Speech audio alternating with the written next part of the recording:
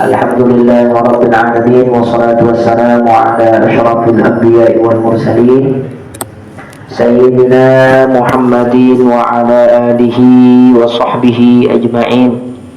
Allahumma salli ala Sayyidina Muhammadin salatan taj'aluna biha min ahadil ilmi zahiran wa batinan wa tahsyuruna fi ibadika as-salihin fi dunyana wa ukhrana wa ala alihi wa sahbihi wa sallim.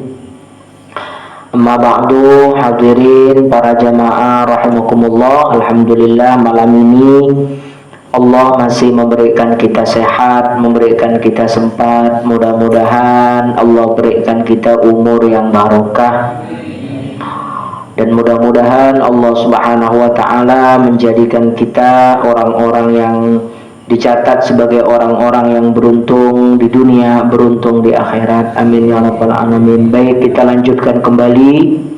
Setelah tadi baca burda, kita lanjutkan kembali pembacaan kitab tentang keistimewaannya umat Nabi Muhammad. Mudah-mudahan jadi ilmu yang barokah, manfaat dunia akhirat. Amin ya rabbal alamin. Bismillahirrahmanirrahim. Judulnya Fadlustina'il ma'rufi ilal muslimin wa qada'i hawaijil malhufin.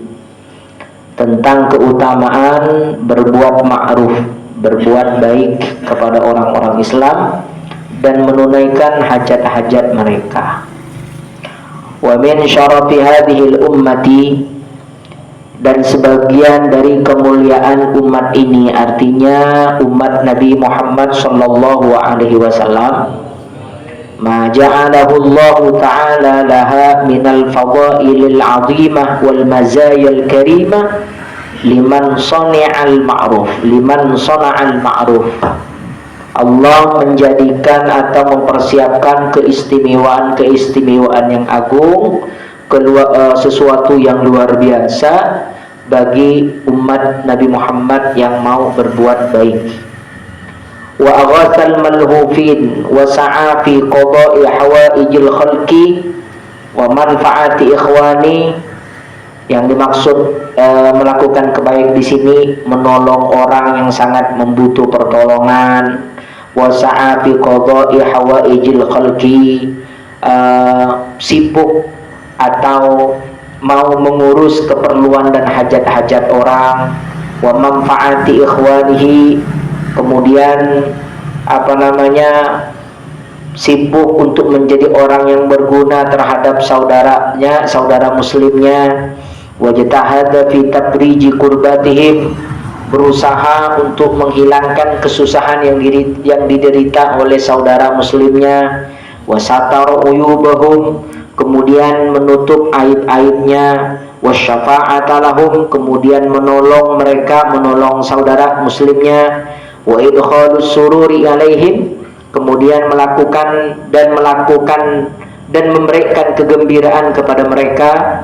Wa ijabatu da'watihim, dan mendatangi undangan-undangan mereka atau panggilan mereka. Wa iyadatu maridihim, dan menjenguk orang yang sakit di antara saudara muslimnya. Wadzabbu an a'radihim, dan mencairkan dari gangguan-gangguannya. Artinya ketika saudara muslimnya mengganggu dia mudah memaafkan, mudah dicairkan. Sesuatu yang susah, sesuatu yang berat diringankan. Kalau saudaranya mengganggu dia tidak membalas ganggu. Kalau saudaranya menyakiti dia tidak membalas menyakiti. Wa nasara mazlumahum, dan menolong orang yang dizalimi dari saudara muslimnya.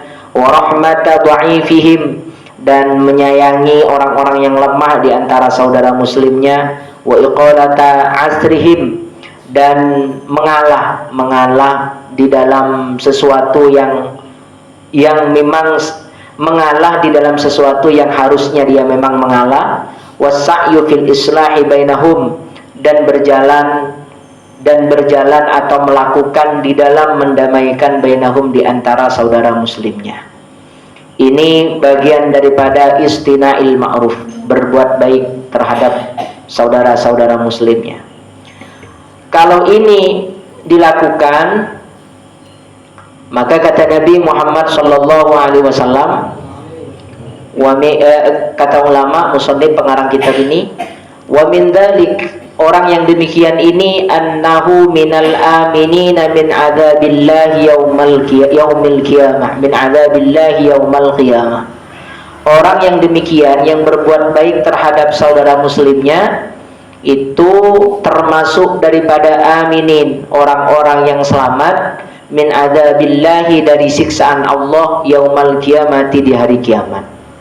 Innallaha azza wa jalla khalqan khalaqahum lihawaijin nas.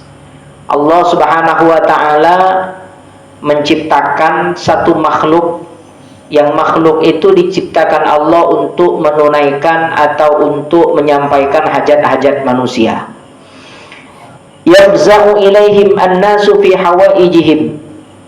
Manusia berdatangan kepada dia untuk minta dibantu untuk menunaikan hajatnya.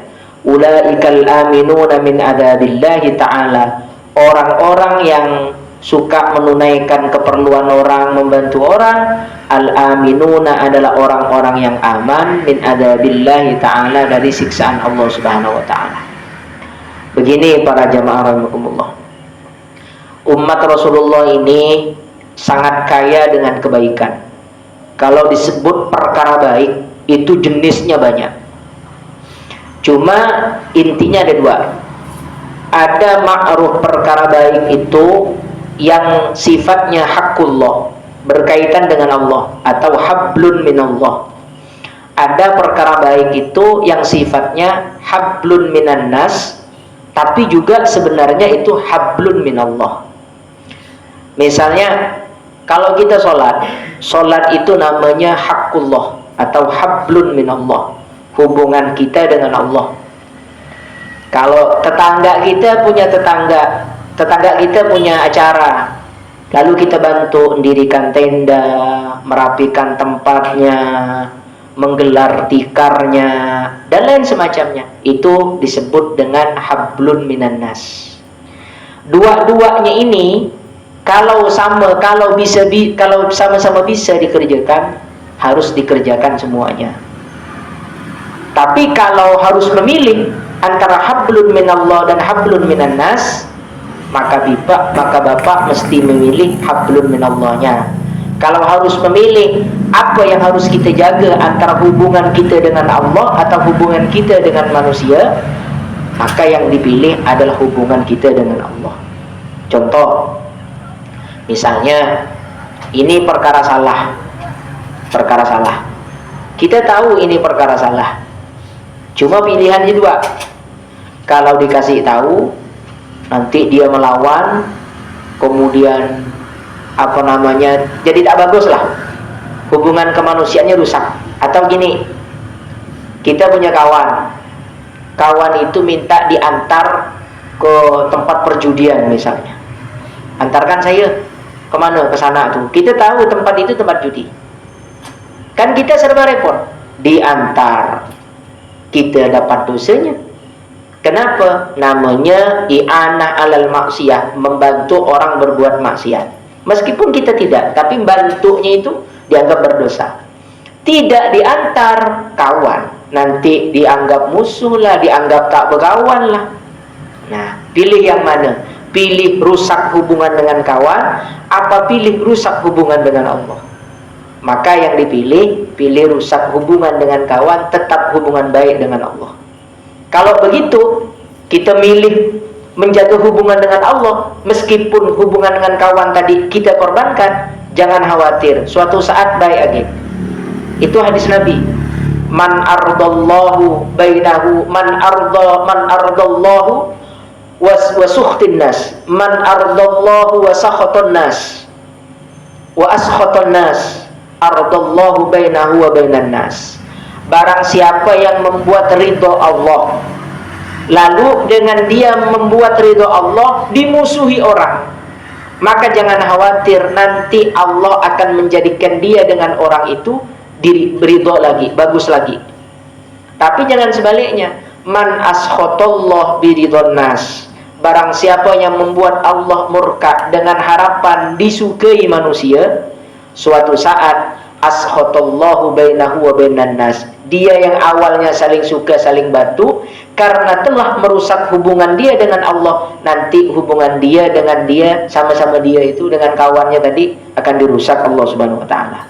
Tapi kalau kita milih mencari ridho Allah dengan mengorbankan hubungan dengan kawan tadi, maka suatu saat yang rusak akan bagus kembali. Tapi kalau sebaliknya kita memilih disukai kawan dengan mengorbankan keridhaan Allah, maka yang asalnya kita suka, senang, sama-sama akhirnya jadi bermusuhan, jadi bertengkar, jadi bercerai-berai. Jadi hubungan dengan Allah itu mesti prioritas. Tapi kalau seandainya bisa kedua-duanya, maka kedua-duanya itu mesti dijaga.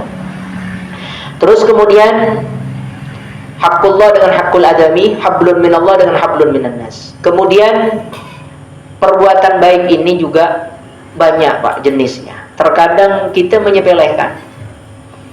Dan biasanya ibadah yang dianggap kecil oleh orang itu biasanya bernilai besar di sisi Allah. Contoh ya, Imam Ghazali. Imam Ghazali itu Pak punya kitab namanya Ihya'u Ulumiddin. Kitabnya tuh luar biasa beliau. Dikenal sebagai spesialis hati, disebut Hujjatul Islam. Ketika meninggal bermimpi, ada ulama memimpikan beliau. Ditanya dalam mimpi, "Ya Syekh, ma fa'alallahu bik?" Wahai Imam Ghazali, apa yang telah Allah perbuat kepadamu? Lalu Imam Ghazali menjawab, "Alhamdulillah, Allah Subhanahu wa taala merahmatiku, mengampuni dosaku." Lalu ditanya lagi, "Sebab apa? Sebab apa engkau mendapatkan rahmat dan kasih sayang Allah yang begitu besar kepadamu, yang begitu besar yang Allah berikan kepadamu?" Imam Ghazali itu jawabnya Pak, bisyai'in wahid, sebab satu perkara. Apa itu? Itu diceritakan. Dahulu kata beliau, ketika saya sedang menulis kitab, ada seekor lalat hinggap di tinta saya. Dulu kan kalau nulis tinta, nulis itu kan pakai celup kan Pak, pakai celup, bukan pakai pulpen yang seperti saat ini. Jadi ada lalat hinggap di tintanya, lalat itu meminum tinta itu. Dan dibiarkan oleh Imam Ghazali, dibiarkan minum sampai lalat itu kenyang dan lari sendirinya, pergi dengan sendirinya, tanpa perlu diusir dan sebagainya. Nah, bentuk sayangnya kepada seekor lalat tadi, ternyata menjadi pintu, menjadi pembuka pintu rahmat Allah. Sehingga yang ngarang kitab diterima, ibadahnya diterima, kemudian dakwahnya diterima, ilmunya diterima, ngajarnya diterima. Ada memang di dalam kehidupan kita ini terkadang sesuatu yang kecil menurut kita Pak, tapi besar di sisi Allah. Biasanya tandanya memang begitu. Maka terkadang ada sesuatu ibadah yang kita besar, anggap besar, bahkan kita besar-besarkan. Itu terkadang nilainya kecil di sisi Allah Subhanahu wa taala. Kenapa? Karena kalau ibadah yang dianggap kecil itu ikhlasnya 100% Pak. Tapi kalau ibadah besar itu ikhlasnya terkadang berkurang.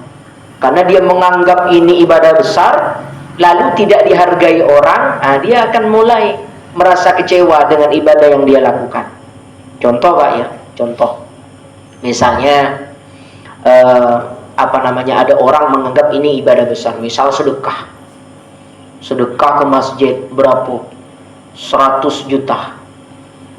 Kalau itu dianggapnya besar Pak, maka nanti kalau tidak ada penghormatan, tidak mendapatkan pengakuan, dia akan kecewa karena menganggapnya besar. Tapi coba bandingkan dengan yang sedekah biasa, kalau Jumat lewat masukkan ketok itu Pak, itu udah tak diingat-ingat, memang mau dianggap ke, dicatat ke, tak ada pikir dia. Nah, cuma jangan jadikan alasan nak sedekah sedikit. Tak apa, biar ikhlas, biar sedikit, yang penting ikhlas katanya. Ikhlas tuh ukurannya bukan begitu. Ikhlas tuh ukurannya bukan sedikit banyak. Kalau sedikit banyak itu ukurannya sayang tak sayang ya. Kalau ikhlas itu kita memberi sesuatu itu karena apa? Nah itu ikhlas. Bukan kalau sayang berarti tak ikhlas. Justru kalau sayang kita korbankan, sayang dengan barang ini, tapi kita sedekahkan, itu malah makin bagus kalau urusan sedekah itu.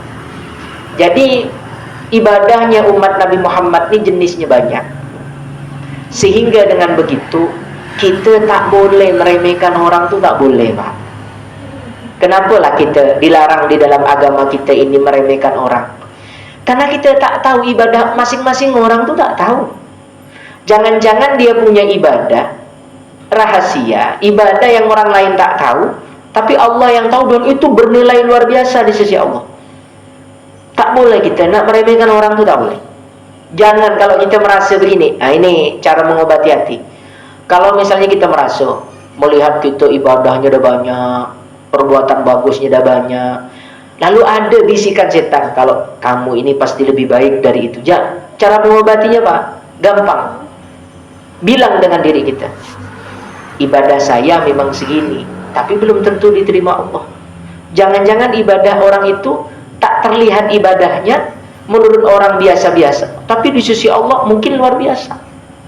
Husnudzon itu penting. Penting itu. Banyak Pak orang yang dinilai orang itu biasa, tapi ketika meninggal tanda-tanda luar biasanya nampak. Banyak gitu.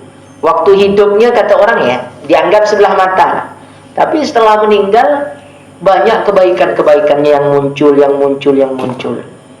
Itu ciri-ciri orang punya amal, amalnya diterima oleh Allah. Kadang sesuatu yang sedikit kecil menurut dia, tapi besar nilainya di sisi Allah Subhanahu wa taala.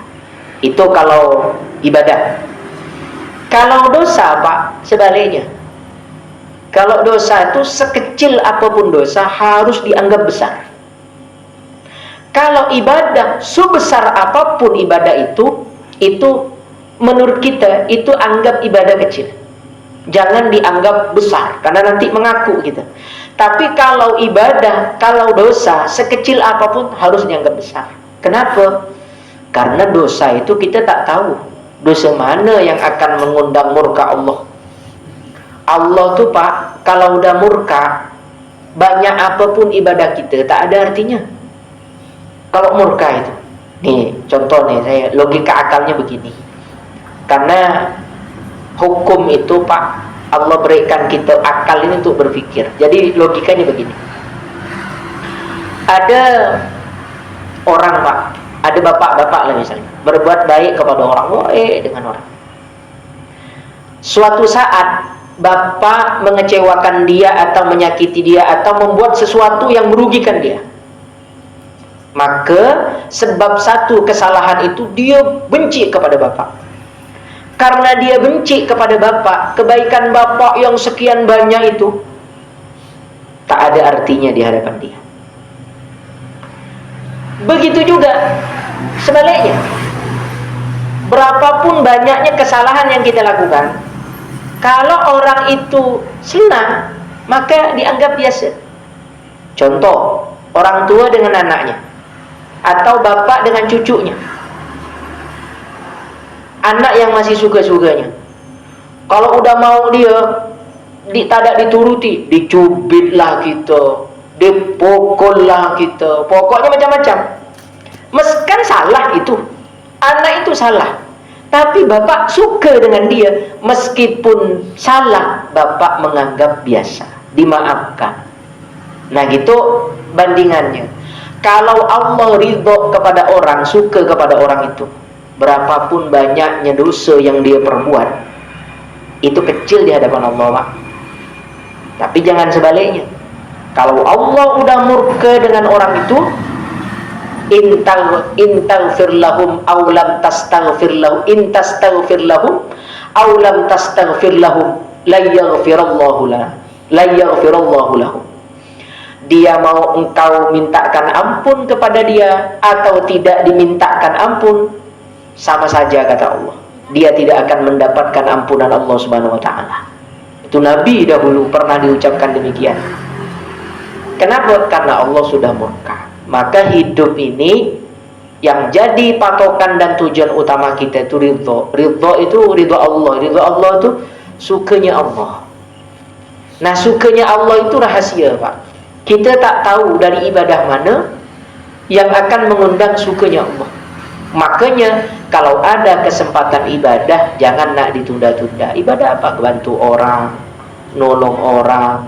Dari hal-hal yang kecil, bantu orang, nolong orang, nyenangkan orang, itu khairus surur, berguna untuk orang lain. Khairun nas anfa'uhum linnas.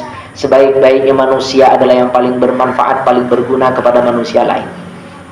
Jadi yang perlu kita introspeksi saat ini, kita, saya dan para jemaah sekalian, kita ini udah berbuat apa untuk saudara-saudara kita? Berguna untuk apa? Kebaikan apa yang kita lakukan? Nah, itu mesti introspeksi. Kenapa? Karena gini, Pak, perkara baik itu kenapa harus banyak kita lakukan? Itu tadi, satu, karena kita tak tahu dari ibadah mana, dari kebaikan mana yang mengundang ridho Allah. Kedua, dari kebaikan mana yang bisa menyebabkan kita masuk surga.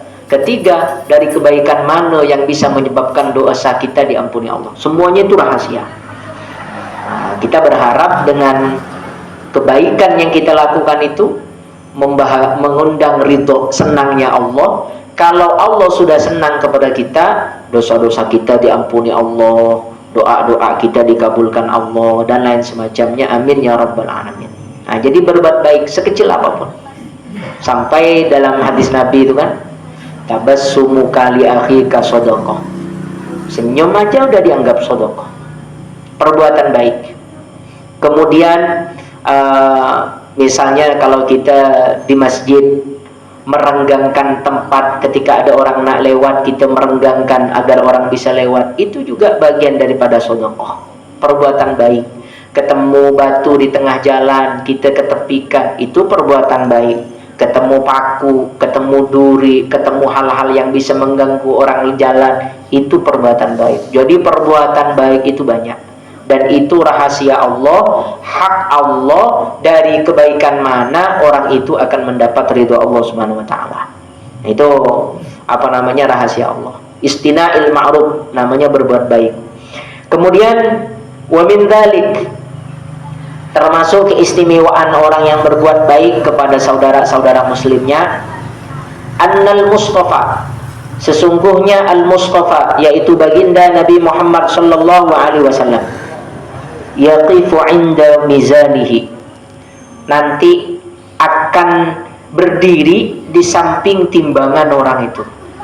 Jadi kalau ada umat Nabi hidupnya suka bantu orang, suka nolong orang, nanti ketika dia ditimbang amalnya, Nabi berada di timbangan itu. Dijaga Nabi, dijaga oleh Nabi, ditengok oleh Nabi. Fa in rajaha, maka apabila unggul kebaikannya, maka orang itu dipersilahkan masuk surga.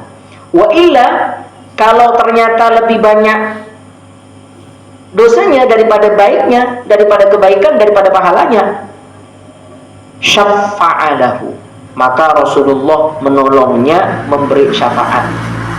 Jadi ketika dia nak ketimbangan amal itu, Pak, dijaga oleh Nabi. Nabi kan dah pasti selamat. Artinya Nabi khawatir orang ini takut tak selamat. Maka dia ketika masuk atau datang ke timbangan amal, diikuti oleh Rasulullah.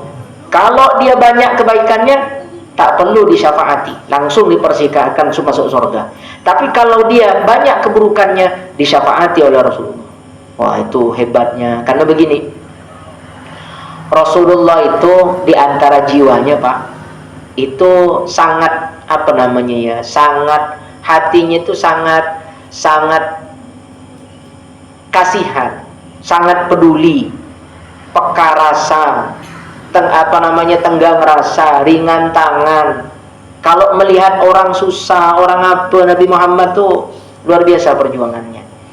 Itu jiwanya Nabi Muhammad, karena dalam Quran udah disebutkan, laqad ja'akum rasulun min anfusikum azizun. Nah, sifat yang pertama, alaihi ma anittum harisun alaikum bil mu'minin raufun rahim. Rauf itu sangat penyayang, Rahim juga sangat penyayang. Dua-duanya sifat Allah yang disematkan pada diri Nabi Muhammad SAW. Dan gini, kalau Allah memberikan kita mudah nak nolong orang, kalau mudah peduli kepada orang, paling tidak membantu orang dengan memberikan solusi, ikut merasakan sedihnya orang, ikut merasakan susahnya orang, pedulilah gitu bahasanya. Meskipun kita tak punya duit, tak punya harta yang bisa kita bantukan, paling tidak kita bantu mendoakan dan lain semacamnya. Itu nilainya di sisi Allah luar biasa. Kenapa? Karena Allah Ta'ala tidak akan menjadikan gini, innallaha la yanzi'ur rahmah illa min qalbin syakiyyin. Allah tidak akan mencabut kasih sayang di dalam hati seseorang kecuali orang tersebut dicatat sebagai orang yang celaka. Tapi kalau orang itu punya rasa kasih sayang dalam hatinya, berarti dia bukan qalbin syaki, bukan min syakiyin, tapi orang tersebut min sa'idin, orang yang beruntung, bukan orang yang celaka. Itu mesti bersyukur kita. Paling tidak gini, ini mesti dibiasakan. Kalau kita mendengar ada orang kesusahan, kena musibah, itu yang Bapak pertama kali ucapkan dalam hati itu doa, Pak. Ya Allah, mudah-mudahan. Tak perlu orang itu tahu. Ad-du'a, du'aul akhi bi dhahril ghaib mustajabah. Doanya saudara muslim terhadap muslim lainnya bi dhahril ghaib. Bi dhahril ghaib itu tanpa sepengetahuan dia, itu mustajab. Jadi kalau kita pengen mendoakan saudaranya dan doanya mustajab, tak usah diberitahu dia. Aku doakan kamu ya, enggak, tak usah begitu. Pokoknya doakan. Nah, kalau Bapak membiasakan melihat orang sedih, Bapak mendoakan dalam hatinya, pasti itu doanya mustajab. Satu. Kedua, pasti kita itu termasuk orang-orang yang penyayang, peduli. Hati kita tuh peduli, tenggang rasa, peduli terhadap yang lain, itu bisa merasakan kesedihan orang lain. Jangan hanya berpangku tangan, udah tak bisa bantu ini, tak bisa bantu itu, tapi tak bisa bantu doa juga. Nah, itu rugi kita. Dan kadang ibadah yang begitu itu kan cuman kita dan Allah yang tahu. Itu biasanya Pak mengundang ridhonya Allah, senangnya Allah kepada kita. Jadi biasakan mendoakan orang lain. Nah, untuk bisa mudah mendoakan orang lain itu, hati kita jangan biasakan suudzon, berburuk sangka, tapi biasakan namanya husnudzon, berbaik sangka. Itulah tadi, setiap orang ini punya kebaikan-kebaikan masing-masing yang kadang kita tak tahu, tapi ibadah itu terkadang dianggap kecil, padahal besar di sisi Allah Subhanahu wa taala. Mungkin ini yang bisa dihaturkan. Semoga barokah dan manfaat, dan mudah-mudahan kita diberikan kemampuan oleh Allah untuk mudah nak menolong orang, bantu orang, menyenangkan orang, bermanfaat untuk saudara-saudara lainnya sesuai dengan apa yang Allah berikan kepada kita. Yang punya harta, manfaatlah dengan harta. Yang punya kekuatan, manfaatlah dengan kekuatan. Yang punya ilmu, manfaatlah dengan ilmunya. Yang punya tenaga, dengan tenaganya. Semuanya. Yang bisa berdoa, bermanfaatlah lewat doanya. Insya Allah kita tercatat sebagai orang yang mulia dunia akhirat. Amin ya rabbal alamin. Subhanakallahumma wa bihamdika, asyhadu an la ilaha illa anta, astaghfiruka wa atubu ilaik. Selanjutnya barangkali ada yang mau ditanyakan, baik berkenaan dengan apa yang saya sampaikan atau hal-hal yang lain yang berkaitan dengan agama.